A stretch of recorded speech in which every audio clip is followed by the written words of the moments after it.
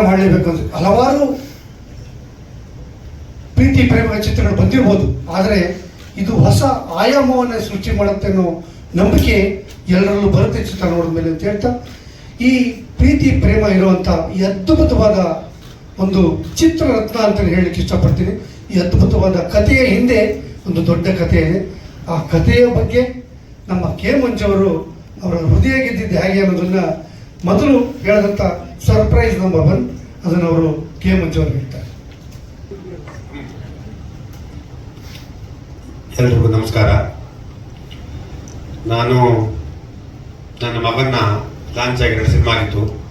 3ನೇ ಸಿನಿಮಾ ನಾನು ಬ್ಯಾನರ್ ಮಾಡಬೇಕು ಅಂದಾಗ ಕಾದಂಬರಿ ಆಧಾರಿತ ಚಿತ್ರ ನೋಡ್ಕೊಂಡು ಕೂತಿದ್ದೆ. ಕಾದಂಬರಿ ಚಿತ್ರಗಳು ಚೆನ್ನಾಗಿರ್ತದೆ ಅಂತ ಪಾರ್ವತಮ್ಮ ರೆಡ್ಡಿ ನಾನು ತುಂಬ ಜ್ಞಾಪನ ಚೇಂಬರೆಲ್ಲ ಮಾತಾಡ್ತಿತ್ತು. ಅದಕ್ಕೆ ನಾನು ಕಾದಂಬರಿ ಆಧಾರದ ಪೇಪರಲ್ಲಿ ಅಡ್ವರ್ಟೈಸ್ ಮಾಡಿಕೊಟ್ಟೆ, ಒಳ್ಳೆ ಕಥೆ ಇದ್ದರೆ ಸಿನಿಮಾ ಮಾಡ್ತೀನಿ ನಾನು ಅಂತ. ಆಗ ಸುಮಾರು ಒಂದು 50-55 ಕಥೆಗಳು ಬಂತು. ಅದರಲ್ಲಿ ಒಂದು 15, 20, 25, 30 ಕಳಪೆ ಪಾಪ ಏನೋ ಬರ್ದಿರೋ ಪಾಪ ಅವ್ರು ಗೊತ್ತಿಲ್ಲ ಏನೋ ಬರ್ದಿದ್ರು. ಒಂದಷ್ಟು ಪರವಾಗಿಲ್ಲ. ಅದ್ರಲ್ಲಿ 1-2 ಆಯ್ಕೆ ಮಾಡ್ದ. ಆ ಒಂದನ್ನು ಆಯ್ಕೆ ಮಾಡ್ದ. ಅದು ಉತ್ತರ ಕರ್ನಾಟಕದ ಒಂದು ಹುಡುಗಿ ಸಿಂಧುಶ್ರೀ ಅಂತ. ಆ ಕತೆ ಬರೆದವರು ಕತೆ ಕೊಟ್ಟವರು ಬಂದಿದ್ದಾರೆ. ದಯವಿಟ್ಟು ಅದಕ್ಕೆ ಬರಬೇಕು ಸಿಂಧುಶ್ರೀ. ಇವತ್ತು ಗಂಟ ನಾನು ಹೆಸರಿಲ್ಲಿದ್ದೆ, ಕರೆಸಿರಲಿಲ್ಲ. ಇವತ್ತು 21ನೇ ತಾರೀಕು ಬಿಡುಗಡೆ ಆಗ್ತಾ ಇದೆ. ಅದಕ್ಕೆ ಆ ಹುಡುಗಿನಲ್ಲಿ ಕರೆಸಿ ಇವತ್ತು ತಮ್ಮೆಲ್ಲರ ಮುಂದೆ ಪರಿಚಯ ಮಾಡ್ಕೊಳ್ಳೋಕ್ಕೆ ಇಷ್ಟಪಡ್ತೇನೆ. ಸಿಂಧುಶ್ರೀ ಈ ಹುಡುಗಿ ಕಥೆನ ನಾವು ಆಯ್ಕೆ ಮಾಡಿಕೊಂಡಾಗ ನಮಗೆ ಇಷ್ಟ ಆಯಿತು. ಆ ಹುಡುಗಿ ಕರೀತಾವೇನು ಅಂತ ಕೇಳ್ಕೊಳ್ಳಿ. ಮೊದಲಿಗೆ ನಾನು ಚಿತ್ರತಂಡಕ್ಕೆ ಧನ್ಯವಾದಗಳನ್ನು ಹೇಳೋಕೆ ಇಷ್ಟಪಡ್ತೀನಿ. ಸುಮಾರು 700 ಕಿಲೋಮೀಟರಿಂದ ಹಿಡಿದು ಇಲ್ಲಿವರೆಗೂ ಬದುಕು ಕಟ್ಕೋಬೇಕು ಅಂತ ಆ ಒಂದು ಮಿಡಲ್ ಕ್ಲಾಸ್ ಫ್ಯಾಮಿಲಿಯಿಂದ ಬಂದಿರೋ ಒಬ್ಬ ರೈತ ಕುಟುಂಬದ ಮಗಳು ನಾನು. ಚಿಕ್ಕ ವಯಸ್ಸಿಂದನೂ ಯಾವುದಾದ್ರೂ ನನ್ನ ಹಾರ್ಟ್ಗೆ ಎಮೋಷನಲ್ ಆಗಿ ಟಚ್ ಆಗ್ತಾ ಇದ್ರೆ ಅಥವಾ ಖುಷಿ ಕೊಡ್ತಾ ಇದ್ರೆ ಅವುಗಳನ್ನೆಲ್ಲ ಒಂದು ಸ್ಟೋರಿ ರೂಪದಲ್ಲಿ ಬರೆದಿಡುವಂತಹ ಅಭ್ಯಾಸ ನನಗೆ. ಯಾವಾಗ ನನಗೆ ಪೇಪರಲ್ಲಿ ಟಿವಿನಲ್ಲಿ ನೋಡಿದೆ ಇದು ಆಡ್ ಬಂದಿರೋದು, ಪೇಪರ್ ಕಥೆನ ಅನೌನ್ಸ್ ಮಾಡಿದ್ದಾರೆ ಅಂತ. ಎಲ್ಲರೂ ನಾನು ಬರೆಯೋ ಕತೆ ನನ್ನ ಫ್ರೆಂಡ್ಸ್ಗೆಲ್ಲ ಗೊತ್ತಿತ್ತು. ನೋಡು ನೀನು ಒಂದ್ಸರಿ ಟ್ರೈ ಮಾಡು ಅಂದ್ರು. ಸುಮಾರು ಜನ ಎಕ್ಸ್ಪೀರಿಯನ್ಸ್ ಇರೋ ಕತೆಗಾರರ ಮಧ್ಯ ನನ್ನ ಕತೆ ಓಕೆ ಆಗತ್ತೆ ಅಂತ ನಾನು ಹೇಗೆ ನಿರೀಕ್ಷೆ ಮಾಡಬೇಕು? ಹಾಗಾಗಿ ಸುಮ್ಮನೆ ಎಲ್ಲರೂ ಪೋಸ್ಟ್ ಮಾಡಿದ್ರು, ಸುಮ್ಮನೆ ಹಾಕು ನೋಡೋಣ, ಅದೃಷ್ಟ ಹೇಗಿರುತ್ತೋ ಯಾರಿಗೆ ಗೊತ್ತು. ಕತೆ ಚೆನ್ನಾಗಿ ಮಾಡ್ತೀಯ ನೀನು, ಆನ್ಲೈನ್ ಬರೆದಿರ್ತೀಯ, ಅದು ಸಿನಿಮಾಗೆ ಅಂತ ಅವ್ರು ಹೇಗೋ ತಗೋಬಹುದು, ಆದ್ರೆ ಕತೆ ಚೆನ್ನಾಗಿದೆ ಅಂತ ಹಾಕಿದೆ. ಸುಮ್ಮನೆ ಆಗಿದ್ದೆ ನಾನು, ಆಗಿರ್ಲಿಲ್ಲ ಅಂತ. ಒಂದಿನ ಸಾಯಂಕಾಲಕ್ಕೆ ಒಂದು ಫೋನ್ ಬರುತ್ತೆ. ಏನಮ್ಮ ಹೇಗಿದೆಯಾ, ಆರೋಗ್ಯನ? ನನ್ನ ಆರೋಗ್ಯ ವಿಚಾರಿಸೋರು ಯಾರಪ್ಪ ಅಂತ ನಂಗೆ ಆಶ್ಚರ್ಯ ಆಯ್ತು. ಸರ್ ಆ ಕಡೆಯಿಂದ ಯಾರು ಅಂತ ನನಗೆ ಗೊತ್ತಾಗ್ಲಿಲ್ಲ. ಸಿಂಧುಶ್ರೀ ಅವರೇನೋ ಮಾತಾಡ್ತಿರೋದು ಅಂದ್ರು. ಹೌದು ಸರ್, ನೀವ್ಯಾರು ಅಂದೆ. ವಾಟ್ಸಪ್ ಪೇಪರ್ ನೋಡಿದ್ಯಾ ಅಂದ್ರು ಫಸ್ಟು. ಸರ್ ಇಲ್ಲ ಸರ್ ಅಂದೆ. ಹಾಗಾದ್ರೆ ವಾಟ್ಸಪ್ ನೋಡು ಅಂದ್ರು. ಕಟ್ ಮಾಡಿದ್ರು. ವಾಟ್ಸಪ್ ನೋಡಿ ನನಗೆ ಏನ್ ಹೇಳ್ಬೇಕು ಅಂತಾನೆ ಗೊತ್ತಾಗ್ಲಿಲ್ಲ. ತುಂಬಾ ಖುಷಿ ಆಯ್ತು ನನಗೆ, ಪೇಪರಲ್ಲಿ ಹೆಸರು ಬಂದಿದ್ ನೋಡಿ. ಆಮೇಲೆ ಮತ್ತೆ ವಾಪಸ್ ಕಾಲ್ ಮಾಡಿದೆ. ಸರ್ ತಾವ್ಯಾರು ಅಂತ ನನಗೆ ಗೊತ್ತಾಗ್ಲಿಲ್ಲ. ಅವ್ರ ನಂಬರ್ ನನ್ನ ಹತ್ರ ಇರ್ಲಿಲ್ಲ. ನಾನು ಪ್ರೊಡ್ಯೂಸರ್ ಕೆ ಮಂಜುಮ್ಮ, ನಾನು ಕತೆ ಅನೌನ್ಸ್ ಮಾಡಿದ್ದೆ, ನಿಮ್ ಕತೆನ ಸೆಲೆಕ್ಟ್ ಆಗಿದೆ, ಅದಕ್ಕೆ ನನಗೆ ಏನ್ ಹೇಳ್ಬೇಕು ಅಂತ ಗೊತ್ತಾಗ್ಲಿಲ್ಲ. ಸರ್ ತುಂಬಾ ತುಂಬಾ ಧನ್ಯವಾದ. ಒಂದು ಚಿತ್ರರಂಗದಲ್ಲಿ ಇಂಥ ಒಂದು ಪ್ರತಿಭೆಯನ್ನ ಗುರುತಿಸಿ ಈ ಒಂದು ದೊಡ್ಡ ವೇದಿಕೆಯನ್ನ ಕೊಟ್ಟಂತ ನಮ್ಮ ಕೆ ಮಂಜು ಸರ್ಗೆ ನಾನು ತುಂಬ ಹೃದಯದ ಧನ್ಯವಾದಗಳನ್ನ ಹೇಳ್ತೀನಿ. ಹೀಗೆ ನನ್ನ ಉಸಿರಿರೋವರೆಗೂ ಕೂಡ ಅವರ ಚಿತ್ರತಂಡದಲ್ಲಿ ಕೆಲಸ ಮಾಡೋದಕ್ಕೆ ಅವಕಾಶವನ್ನ ನೀಡಲಿ. ಹಾಗೆ ಹೊಸ ಹೊಸ ಪ್ರತಿಭೆಗಳನ್ನ ಗುರುತಿಸಿ ಇಂಥ ಒಂದು ವೇದಿಕೆಯನ್ನ ಅವರು ಕೊಡ್ತಾರಲ್ಲ, ಅವರ ಹೃದಯ ಶ್ರೀಮಂತಿಕೆ ಯಾವಾಗಲೂ ಹೀಗೆ ಇರಲಿ. ಅವರ ಆರೋಗ್ಯ ನಮ್ಮ ಜೊತೆಗೆ ಅವರ ಪ್ರೀತಿ ಸದಾಕಾಲ ಇರಲಿ. ನಮ್ಮ ವಿಷ್ಣುಪ್ರಿಯ ಸಿನಿಮಾ ನಾನ್ ಕಳ್ಸಿರೋ ಕಥೆಗಿಂತ ನೋಡಿ ಮೈ ಜುಮ್ ಅನ್ನಿಸ್ಬಿಡ್ತು. ಇದು ಈ ತರ ಇರತ್ತೆ ಅಂತ ನಿಜವಾಗ್ಲೂ ನಾನು ಅನ್ಕೊಂಡಿರ್ಲಿಲ್ಲ. ನನ್ನ ಕನಸು ಅವರು ನನಸು ಮಾಡಿದ್ದಾರೆ. ಇದು ಸಕ್ಸಸ್ ಆಗ್ಲಿ. ನಿಮ್ಮೆಲ್ಲರ ಹಾರೈಕೆ, ನಿಮ್ಮೆಲ್ಲರ ಪ್ರೀತಿ ಯಾವಾಗ್ಲೂ ಕೂಡ ಈ ಚಿತ್ರತಂಡ ಜೊತೆಗೆ ಈ ಸದಾಕಾಲ ಇರ್ಲಿ ಅಂತ ನಾನು ಬಯಸ್ತಾ ಇದ್ದೀನಿ. Thank you.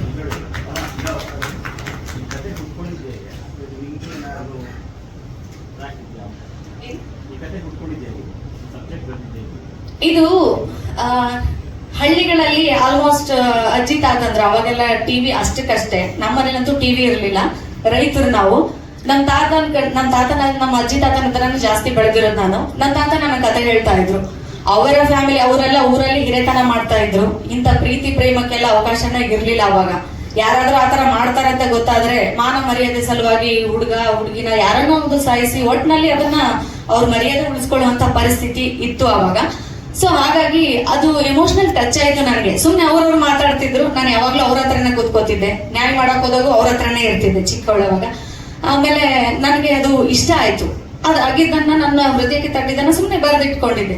ಅದು ಈ ತರ ನಾನು ಸ್ಕ್ರೀನ್ ಮೇಲೆ ನೋಡೋ ರೇಂಜ್ಗೆ ಅದು ಬರತ್ತೆ ಅಂತ ನನ್ನ ಕನಸಲ್ಲೂ ಅನ್ಕೊಂಡಿರ್ಲಿಲ್ಲ. ಹೀಗೆ ಸುಮಾರುಗಳನ್ನ ಬರೆದಿದ್ದೆ. ಅದರಲ್ಲಿ ಇದನ್ನ ಒಂದು ಸೆಲೆಕ್ಟ್ ಮಾಡಿ ನಾನು ಕಳಿಸಿದ್ದು ಇದು ನನ್ನ ಅದೃಷ್ಟನೇ ಅಂತ ಹೇಳ್ಬೋದು. ಅವರಿಗೆ ತುಂಬ ಹೃದಯದ ಧನ್ಯವಾದಗಳು.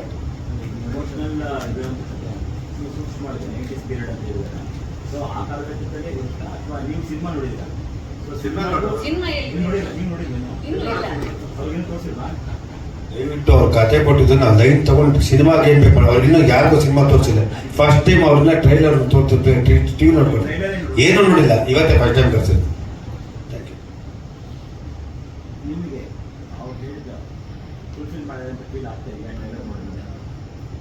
ಖಂಡಿತ ಸರ್, ಯಾಕಂದ್ರೆ ಕೆಲವೊಂದನ್ನ ಸಿನಿಮಾಟಿಕ್ ಆಗಿ ಹೇಗ್ ಬೇಕೋ ಅವ್ರು ಹಾಗೆ ತಗೊಂಡ್ ಬಂದಿದ್ದಾರೆ. ಅದನ್ನೆಲ್ಲ ತೋರ್ಸಕ್ಕೆ ಆಗಲ್ಲ, ತುಂಬಾ ಎಮೋಷನಲ್ ಟಚ್ ಆಗುತ್ತೆ. ಸಿನಿಮಾಗೆ ಹೇಗ್ ಬೇಕೋ ಹಾಗೆ ತೆರೆ ಮೇಲೆ ಎಲ್ಲರ ಹೃದಯ ಗೆಲ್ಲುವಂತ ಒಂದು ಪ್ರತಿಯೊಂದನ್ನು ಚೆನ್ನಾಗಿ ವರ್ಕ್ ಮಾಡಿದ್ದಾರೆ ನಮ್ಮ ಟೀಮ್ ಎಲ್ಲಾನು. ತುಂಬಾ ಚೆನ್ನಾಗಿ ಬಂದಿದೆ, ಚೆನ್ನಾಗಿ ಬರುತ್ತೆ, ಎಲ್ಲರ ಹೃದಯ ಗೆಲ್ಲತ್ತೆ ಅನ್ನೋ ಭರವಸೆ ನನಗಿದೆ. ಇಲ್ಲ ಸರ್, ಇದು ರಿಯಲ್ ಆಗಿ ನಡೆದಿರೋದು. ಸುಮಾರು ಇಂಥವು ನಡೆದಿದ್ದು, ಬೇರೆ ಬೇರೆ ವೆರೈಟಿ ಆಗಿದ್ವು. ಬಟ್ ಇದೊಂದು ಚೂರು ಎಮೋಷನಲ್, ಒಂದು ಪ್ರೀತಿಸೋ ಹೃದಯಗಳನ್ನ ದೂರ ಮಾಡೋ ಎಮೋಷನಲ್ ಇದೆಯಲ್ಲ, ಅವಾಗ ನಮ್ಗ ಅದು ಅರ್ಥ ಆಗದೆ ಇರ್ಬೋದು. ಬಟ್ ನಾವು ಈಗ ಅದನ್ನ ಅನುಭವಿಸಿದಾಗ, ಇಲ್ಲಿ ನೋಡಿದಾಗ ನನಗೆ ಅಯ್ಯೋ ಈ ತರನು ನೋವು ಆಗಿತ್ತ ಅವ್ರಿಗೆ ಅಂತ ಅನ್ಸುತ್ತೆ. ಸೊ ಅದು ಸುಮ್ನೆ ಅವಾಗ ಹಾಬಿಗೆ ಬರ್ದಿದ್ನೋ ಅಥವಾ ಅದೊಂದು ಎಮೋಷನಲ್ ನನಗೆ ಅಯ್ಯೋ ಪಾಪ ಹಿಂಗೆ ಆಗ್ಬಾರ್ದಾಗಿತ್ತು ಅಂತ ಬರ್ದಿದ್ನೋ ಗೊತ್ತಿಲ್ಲ. ಬಟ್ ಅದು ಈ ತರ ಸಿನಿಮಾ ಬರ್ತಾ ಇದೆ ಅಂದ್ರೆ ನನಗೆ ತುಂಬಾ ಖುಷಿ ಆಗ್ತಿದೆ. ನಿಜವಾಗ್ಲೂ ಥ್ಯಾಂಕ್ ಯು ಸಿಂಧುಶ್ರೀ ಅವರೇ, ನೀವು ಒಳ್ಳೆ ಕತೆ ಕೊಟ್ಟಿದ್ರ. 21ನೇ ತಾರೀಕು ಪಿಕ್ಚರ್ ನೋಡಿದಾಗ ನಿಮಗೆ ಖುಷಿ ಆಯ್ತದೆ ನಮ್ಮೂರ ಕತೆ, ನಮ್ಮ ಕತೆ ಹೆಂಗಿದೆ ಅಂತ. ಉತ್ತರ ಕರ್ನಾಟಕದ ಕಡೆ ಯಾವ ಊರಮ್ಮ? ಬೆಳಗಾವಿ ಜಿಲ್ಲೆ ಅಥಣಿಯಿಂದ ಬಂದಿದ್ರು ಪಾಪ ಇವತ್ತು. ಥ್ಯಾಂಕ್ ಯು, ಕೂತ್ಕೊಂಡಿದ್ದೇವೆ. ಈ ಸಿನಿಮಾನ ನಮ್ಮ ನಿರ್ದೇಶಕರಿಗೆ ನಾನು ಫಸ್ಟ್ ಥ್ಯಾಂಕ್ಸ್ ಹೇಳಬೇಕು. ಅಚ್ಚುಕಟ್ಟಾಗಿ ಸಿನಿಮಾನ ಎಷ್ಟು ಅದ್ಭುತ ಆಗ್ತದೆ, ಗ್ರೇಟ್, ತುಂಬ ಚೆನ್ನಾಗಿ ಮಾಡಿಕೊಟ್ಟವ್ರೆ. ತುಂಬ thank you sir. V K Prakash is very good director. ತುಂಬ ಖುಷಿ ಆಯಿತು. ಅಂದರೆ ನನ್ನಿಂದ ಸ್ವಲ್ಪ ತಡ ಆಗಿದೆ, ಕ್ಷಮೆ ಯಾಚಿಸ್ತೀನಿ. ನಮ್ಮ ಪ್ರಿಯ ವಾರಿ ಪ್ರಕಾಶ್ ಅವರು ಅದ್ಭುತವಾಗಿದೆ. ಈ ಚಿತ್ರತಂಡಕ್ಕೆ ನಾನೇನು ತಾರಾಗಣ ಆಯ್ಕೆ ಮಾಡಿದ್ದೀನಿ ಅದು 100ಕ್ಕೆ 100 ಮಾರ್ಕ್ಸ್ ಕೊಡ್ತೀನಿ, ಒಬ್ಬರಿಗೂ ಕಮ್ಮಿ ಕೊಡೋಲ್ಲ. ಯಾಕಂದರೆ ಅಷ್ಟು ಚೆನ್ನಾಗಿ ಆಯ್ಕೆ ಮಾಡಿದ್ದೀನಿ. ಮಾಮೂಲು ವಿಲನ್ಗಳನ್ನ ಎಲ್ಲ ಮಾಮೂಲು ಆಗೋದು ಬೇಡ, ಅಥವಾ ಹೊಸಬರನ್ನೆಲ್ಲ ಬೇರೆ ಥರ ತಂದಿದ್ದೀನಿ. ಕತೆಗೆ ತಕ್ಕನೆ ಅಂತಿದೆ, ಒಳ್ಳೆ ಸಿನಿಮಾ ಮಾಡಿದೆ ಅಂತ ಹೇಳಕ್ಕೆ ಇಷ್ಟಪಡ್ತೀನಿ. ಇದು 21ನೇ ತಾರೀಕು. ಏನು ಇಷ್ಟು ನನಗೆ ಸಪೋರ್ಟ್ ಮಾಡಿದ್ರೆ ಇದೇ ಸಪೋರ್ಟ್ ಮಾಡಿ, ಸಿನಿಮಾ ಚೆನ್ನಾಗಿ ಹೋಗುತ್ತೆ, ನಿಮ್ಮೆಲ್ಲರ ಶೋಧ ಇರಲಿ ಅಂತ ಹೇಳ್ಕೊತೀವಿ. ನಮ್ಮ ತರುಣ್ ನಿರ್ಮಾಪಕರು ಮಾತಾಡ್ತಾರೆ. ಎಲ್ಲರಿಗೂ ನಮಸ್ಕಾರ. ಮೊದಲನೇದಾಗಿ ಗಂಡುನಲ್ಲಿ ಮಂಜಣ್ಣ ಅಂತ ಸುಮ್ಮನೆ ಕರೆದಿಲ್ಲ. ಯಾಕೆಂದರೆ ಒಂದು ಕಥೆನ ಇವತ್ತು ಯಾರೇ ಆಗ್ಬೋದು, ನಾನು ನಿರ್ಮಾಪಕ ಮಂಜಣ್ಣ ಇಷ್ಟು ಸಿನಿಮಾಗಳು ಮಾಡಿ ಒಂದು ದೊಡ್ಡ ನಿರ್ದೇಶಕರ ಕತೆ ಮಾಡಲಿ, ಅಥವಾ ಯಾವ್ದಾರ ಒಂದು ಒಳ್ಳೆ ಸಿನಿಮಾ ಚೆನ್ನಾಗಿದ್ರೆ ಅದನ್ನ ರೀಮೇಕ್, ಅದನ್ನ ಎಡೆ ಎತ್ಕೊಳೋದು, ಈ ರೀತಿ ಮಾಡ್ತಾರೆ. ಅಥವಾ ದೊಡ್ಡ ದೊಡ್ಡ ನಿರ್ದೇಶಕರ ಹತ್ರನೇ ಮಾಡ್ಸೋಕೆ ನೋಡ್ತಾರೆ, ಅಥವಾ ದೊಡ್ಡ ಕಥೆಗಾರರ ಹತ್ರ. ಇಲ್ಲಿ ಯಾವುದೊಂದು ಸಾಮಾನ್ಯವಾದಂಥ ಒಂದು ಎಲ್ಲೋ ನಡೆದಿರುವಂಥ ಕಥೆನ ಯಾರೋ ಕಳಿಸಿದಾಗ ಅದನ್ನ ಆಯ್ಕೆ ಮಾಡಿಕೊಂಡು ತನ್ನ ಮಗನ ಭವಿಷ್ಯ ದೃಷ್ಟಿಯಿಂದ ಧೈರ್ಯ ಮಾಡಿದಾರಲ್ಲ, ಅದು ಗ್ರೇಟ್. ಹಾಗೆಯೇ ಮತ್ತೊಂದು ಈ ಸಿನಿಮಾದ ವಿಶೇಷತೆ, ಸಾಮಾನ್ಯವಾಗಿ ಇವತ್ತು 9 ಸಿನಿಮಾಗಳು ಬರುತ್ತೆ, ಏನ್ ಕಲೆಕ್ಷನ್ ಬರುತ್ತೆ ಗೊತ್ತಿಲ್ಲ. ಅಂಥದ್ರಲ್ಲಿ ಒಂದು ದೊಡ್ಡ ಅಮೌಂಟ್ನ ಸಿನಿಮಾಗೆ ಡೈರೆಕ್ಟ್ OTTಗೆ ರಿಲೀಸ್ ಮಾಡೋದಕ್ಕೆ ಬಂದ್ರೂ ಸಹ ಅದನ್ನ ನಾನು ಬೇಡ, ಈ ಸಿನಿಮಾ ಮೇಲಿರೋ ಕತೆ ಮತ್ತೆ ಸಿನಿಮಾ ಮೇಲೆ ನಂಬಿಕೆಗೆ ನಾನು ಇದನ್ನ ಡೈರೆಕ್ಟ್ ಆಗಿ ಥಿಯೇಟರ್ ಅಲ್ಲಿ ರಿಲೀಸ್ ಮಾಡ್ತೀನಿ ಅಂದ್ರು. ಸೊ ಅದು ಮಂಜಣ್ಣ ಅವರ ತಾಕತ್ತು, ಸಿನಿಮಾ ಮೇಲೆ ಇರುವಂತಹ ಪ್ರೀತಿ. ಈ ಎಲ್ಲದರ ದೃಷ್ಟಿಯಿಂದ ಮತ್ತೆ ಶ್ರೇಯಸ್ ಒಬ್ಬ ದೊಡ್ಡ ನಿರ್ಮಾಪಕ, 50 ಸಿನಿಮಾ ಮಾಡೋ ನಿರ್ಮಾಪಕ, ಸಾಕಷ್ಟು ಹೀರೋಗಳನ್ನ ಬೆಳೀತಾ ನೋಡ್ತಾ ಬಂದಿದ್ರು ಸಹ ಯಾವುದೇ ಒಂದು ಹ್ಯಾಂಗ್ ಓವರ್ ಇಲ್ಲದೆ ಸಿನಿಮಾಗೆ ಹೊಸ ಬಂದ್ರೆ ಹುಡುಗಂತರ ಎಲ್ಲಾನು ರೆಡಿಯಾಗಿ ಆ ಪ್ರೀತಿ ಸಿನಿಮಾ ಮೇಲೆ ಇರುವಂತಹ ಒಂದು ಶ್ರದ್ಧೆಯಿಂದ ತುಂಬಾ ಚೆನ್ನಾಗಿ ಸಿನಿಮಾ ಮಾಡಿದ್ದಾರೆ. ಅವ್ರನ್ನ ಪರ್ಸನಲ್ ಆಗಿ ಹೇಗಿರ್ತಾರೋ ಅದೊಂದು ಬೇರೆ, ಇದು ಸಿನಿಮಾ ಮೇಲೆ ಇರೋ ಪ್ರೀತಿಗೆ ಖಂಡಿತ ಈ ಸಿನಿಮಾ ತುಂಬಾ ಚೆನ್ನಾಗಿರ್ಬೇಕು. ಎಲ್ಲ ಒಳ್ಳೆಯದಾಗಲಿ. ಧನ್ಯವಾದಗಳು. ಪ್ರಿಯ ವೈರಿಯವರು ಬರೀ ಚಿತ್ರದ ನಾಯಕಿಯಲ್ಲ, ಪಾತ್ರಕ್ಕೆ ಜೀವ ತುಂಬೋದಲ್ಲದೆ ಒಂದು ಹಾಡನ್ನು ಕೂಡ ಹಾಡಿದ್ದಾರೆ, ಬಹಳ ಸೊಗಸಾಗಿ ಹಾಡಿದ್ದಾರೆ ಕನ್ನಡದ ಹಾಡನ್ನು. ನಿಮಗೆ ಒಂದು ಥ್ಯಾಂಕ್ಸ್ ಹೇಳ್ತಾ ಚಿತ್ರದ ಪಾತ್ರದ ಬಗ್ಗೆ 4 ಮಾತು. ಎಲ್ಲರಿಗೂ ನಮಸ್ಕಾರ. I hope you all like the songs and the trailer. This is my debut in Kannada and it's been a couple of years in the making and we've all been excitedly waiting for it. So hope you all like it. Hope you all go watch it on the 21st of this month and support us. That's about it. Rest of it, I feel like you guys should watch the film. And thank you, Manju sir, VKP sir, for the opportunity. Thank you, Shreyas, for being a really great co-star. And thank you all for being here once again. Yeah. ಧನ್ಯವಾದಗಳು. ಶ್ರದ್ಧೆ, ಆಸಕ್ತಿ ಎರಡಕ್ಕೆ ಉತ್ತರ ಅಂದರೆ ನಮ್ಮ ಶ್ರೇಯಸ್. ನಿಜಕ್ಕೂ ನಾನು ಸಾಕಷ್ಟು ಸಿನಿಮಾಗಳು ಕೆಲಸ ಮಾಡ್ತಾ ಇದ್ದೀನಿ, ಸಾಕಷ್ಟು ಹೇಳಿಕೆ ಆಸೆ. ನೀವು ಶೂಟಿಂಗ್ ಆದಂಥ ಎಕ್ಸ್ಪೀರಿಯನ್ಸು ಮತ್ತೆ ಅದು ಸದಾ ನೆನಪಲ್ಲಿರೋದು ಯಾವ್ದಾರ ವಿಷಯ Shooting experience. Any memorable incident? Memorable incident. Every time I watch the songs and the trailer and everything, some or the other incident I will be reminded of.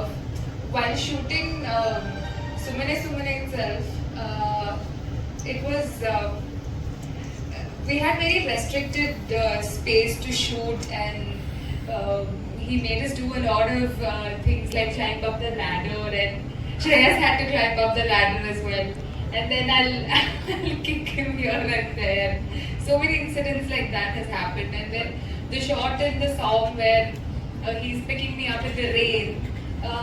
We had gone up the mountain for another shot, and all of a sudden it started raining. And VKP sir was like, okay, it's raining, pick her up, let's do a shot in the rain. And it was so cold and we were soaking wet by the time we came down. And a lot of things like that was spontaneous, and he would just make us do a lot of random things. Yeah. ನೀವು ಹಾಡಿರೋ song ಅದು ಯಾವುದು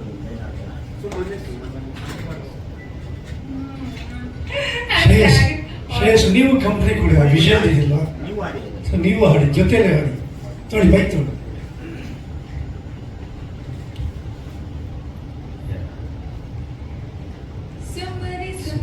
ಸುಮ್ಮನೆ ಇದ್ರೆ ಕುಮಾರಿ ಕಲ್ಲವ ಕಚ್ಚಿದೆ ಕಳ್ಳನೆ ನಿನ್ನನೆ ತುಂಬಾ ಜರೂರಿ ಕಚ್ಚಲೇಬೇಕಿದೆ ಬೆಲ್ಲನೆ. Thank you. What is that you liked about the story? Me. It's set in a completely different backdrop from the films we watch these days about modern love and another aspect of it in our generation, right? 90s love story I have not witnessed myself. Probably I've only heard about it. So to be part of something like that and enact those feelings and emotions, like in the like in the title back in the 90s where love was true, that was a different experience altogether for me. And I was, I think, 19 back when I was doing this film, and back then I was just innocently having fun with the role and just doing whatever my director asked me to do. Yeah. How did you get into this project? VKP sir approached me for the project. He had come home and he told me about the story, and he was like, if you're confident enough, you can come join. I will not be shooting with separate cameras. You cannot mug up your lines. I will have 2-3 cameras on your face. Only if you're confident you can do it, you can come join the project. So that's how he gave me a brief for the project, and I said yes.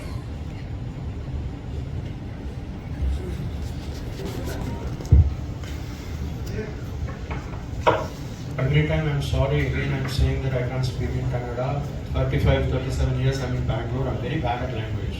So I will promise 25th day I will try to speak at least 1 or 2 days. But I'm very scared of speaking other language. Even my language also I'm very scared. Now the whole thing was a very beautiful experience making the film, especially with a seasoned producer like Manju.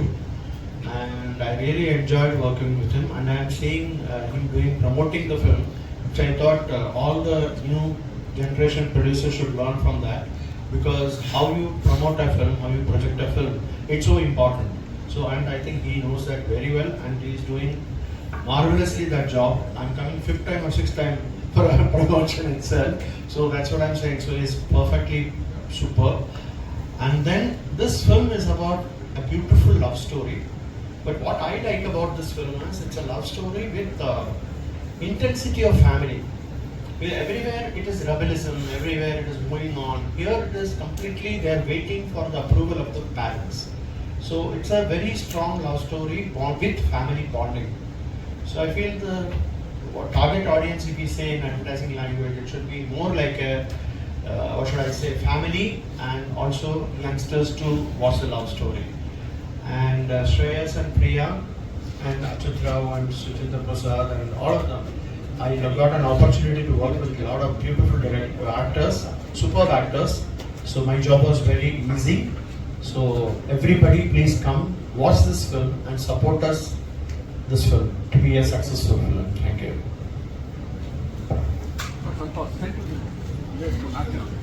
ಶ್ರೇಯಸ್ಗೆ ಯಾವಾಗಲೂ ಒಂದು presentation ಕೇಳೋದು, ಅವ್ನು ನಾಯಿ ಮರಿ ಅಂತ ಇಷ್ಟ ಆಯಿತು. ನಾನು ನಮ್ಮ ಸ್ನೇಹಿತರು ಫೋನ್ ಮಾಡಿದೆ, ಬ್ರದರ್ ಸತೀಶ್ ಒಂದು ನಾಯಿ ಮರಿ ಬೇಕು ಅಂದೆ. ಅವ್ರು ನಾಯಿ ಮರಿತಿಲ್ಲ, ಹುಲಿ ಮರಿ ತಂದುಬಿಟ್ಟವ್ರೆ. ನಾನು ಇವತ್ತು ಗಿಫ್ಟ್ ಕೊಡ್ಬೇಕು ನನ್ನ ಮಗನಿಗೆ ಅಂತ ಆಸೆಯಿಂದ ಒಂದು ಒಳ್ಳೆ ನಾಯಿ ಮರಿ ತರಿಸಿದ್ದೆ. ಈ ನಾಯಿ ಮರಿ ಕೇಳಿದೆ, ಎಷ್ಟಪ್ಪ? ನಾನು ಒಂದು 51 ಲಕ್ಷ ರೂಪಾಯಿ ಒಂದು ಒಳ್ಳೆ ನಾಯಿ ಮರಿ ತಂದು ಕೊಡೋ ಮನೆಗೆ ಕತ್ತಿದ್ದೆ.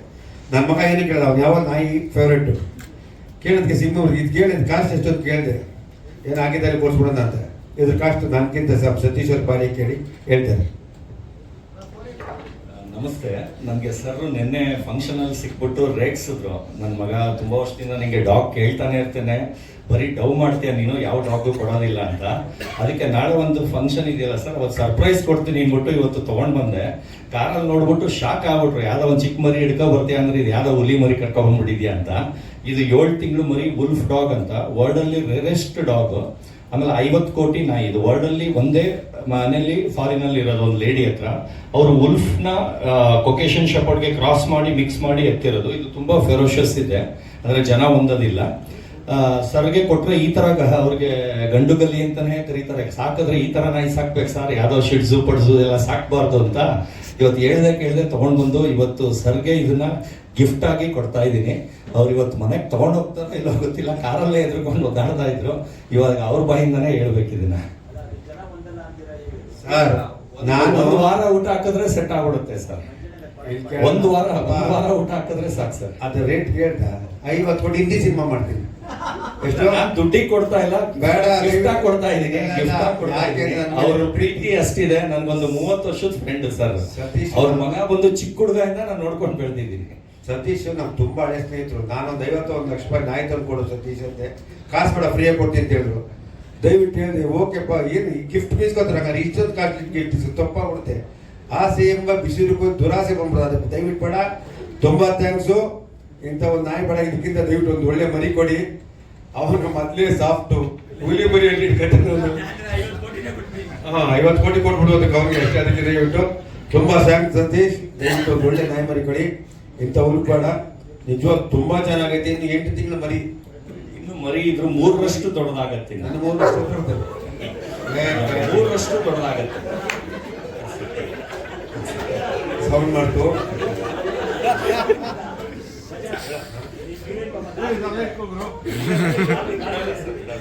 ತರುಣ್ ಏನ್ ಮಾಡ್ದ? Tarun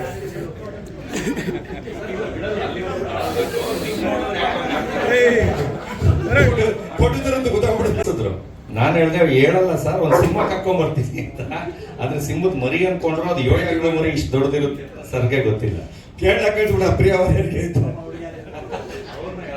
ತಿನ್ಕೊಂಡ್ಬಿಡುತ್ತೆ. Thank you. Thank you sir.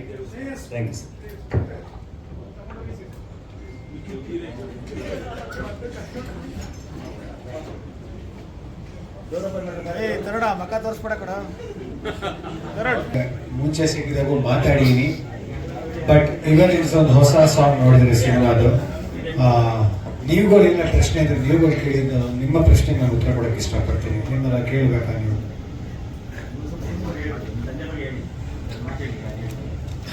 ನಮ್ಮ ತಂದೆ ಬಗ್ಗೆ ಹೇಳ್ಬೇಕಂತ ಹೇಳಿದ್ರೆ ಸದಾ ನನ್ನ ಒಂದು ಟೈಮ್ ನಾಪ್ಕ ಇದೆ, ಇನ್ನೂ ನಾಪ್ಕ ಇದೆ.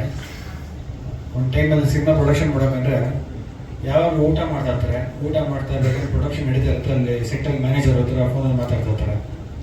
ಸಡನ್ನಾಗಿ ಏನೋ ಪ್ರಾಬ್ಲಮ್ ಆಗಿದ್ದಾಗ ಊಟ ಮಾಡ್ತಾರೆ, ಹಂಗೆ ಓಡೋಗ್ತೀವಿ, ಈಚೆ ಹೋಗ್ಬೇಕು ಆಡ್ತಾ ಇದ್ದಾರೆ, ಏನಕ್ಕೆ ಹಂಗಾಯ್ತು ಹಿಂಗಾಯ್ತು ಅಂತ.